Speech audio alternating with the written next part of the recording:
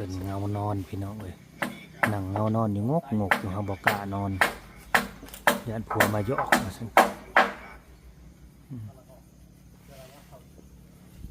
ส้มมะเคาะเด้อพี่น้องเลยมากินส้มมะเคาะนำกันกินส้มมะเคาะอยู่เฮือนเอวันทีมงานสร้างก็กำลังลุยมาพร้อมกับแสงแดดสายแดด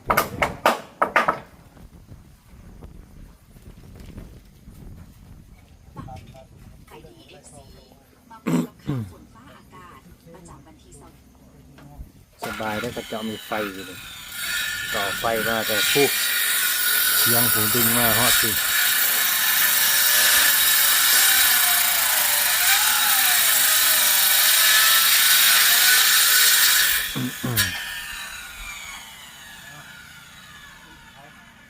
ทีแรกเราก็คิดว่าเราบ่มีเครื่องมือเครื่องไม้แล้วโคบคิดว่าเราเป็นสั่งมาลิกิตกอกแล้วมันบ่แม่เขากินมาลายเลยพี่น้องกินมาลายงานเลย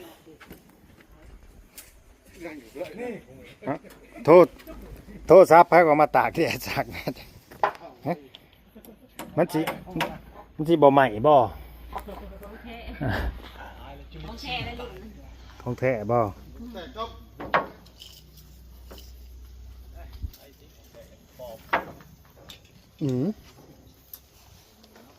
โอ้ตัวละกระเป๋าเพิ่นบ่อนเป๋าอันห้อยโทรศัพท์บ่อนคือว่าพายเอา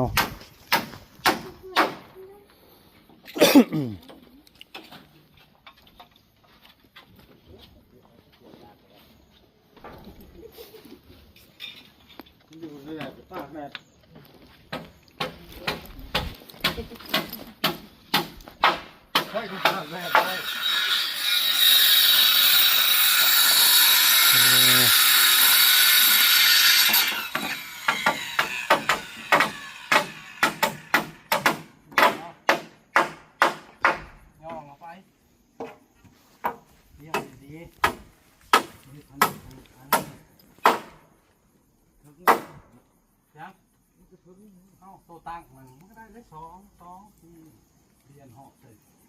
ติไ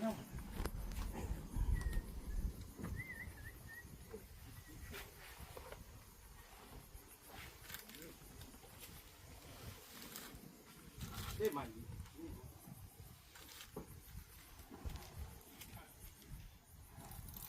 คือนั่นนี่คนร้ายนี่ก็บอกเงาเลยเนาะมันบอกจะน้อยนี่แล้วก็ไปทางไปทางมันแล้วทางก็ได้แล้วเฮือนเอาก็บ่ได้คุมือเด้อแล้วเฮือนก็ค่อยก็บ่ได้ค่อยเข้ามาในบ้านมีแต่หึงมาเจาะเบิ่งโทรหาเด้อโทรได้ติเห็นบ่โทรได้อยู่บ่สิเห็นบ่สิจื้อบ่เบอร์ค่อยสิจื้อคือตอนผัวอยู่บ่นั่นมาอยู่บ่ได้โทษนะบางทีแบตเบิดก็บ่ฮู้ซ้ำเนาะแต่เราบ่เห็นเด้อ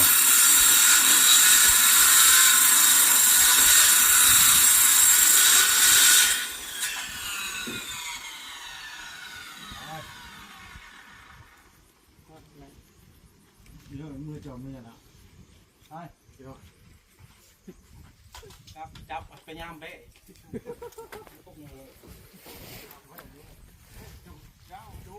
ให้เขาประชังรีในพิพิธภัณฑ์อ้าวแค่มาแล้วผู้เดียวชอบคนกูอยู่แล้วกูจะทั่วเจ็บท้อง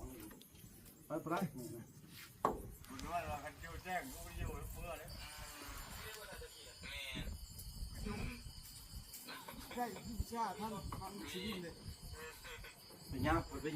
าเจ้าไปคายต้องไปย่ำไปเขา